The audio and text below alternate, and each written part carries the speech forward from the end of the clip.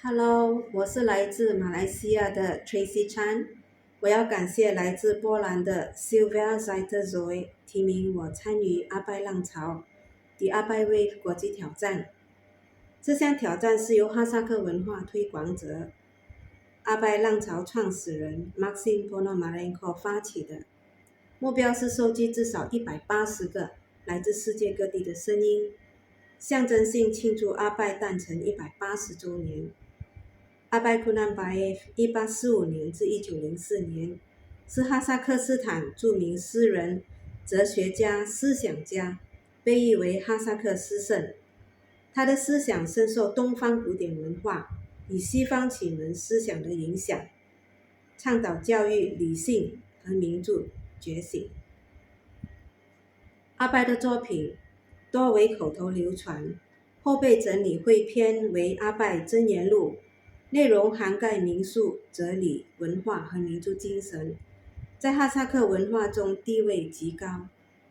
我将以中文朗读出自《阿拜真言录》第40篇的第17条。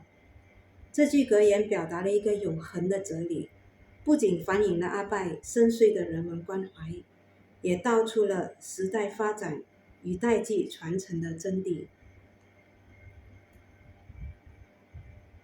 世界有如海洋，时代有如劲风，前浪如兄长，后浪是兄弟，蜂拥后浪推前浪，亘古至今皆如此。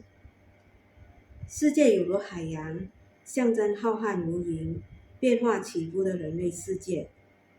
时代有如劲风，指时代变革迅猛，力量强劲。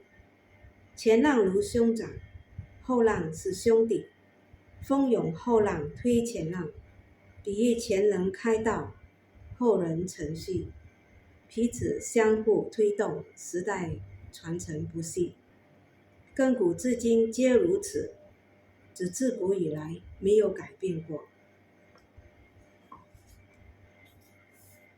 我非常感谢哈萨克斯坦驻马来西亚大使馆去年赠送的这一本马来语版《阿拜真言录》，非常感谢大使馆。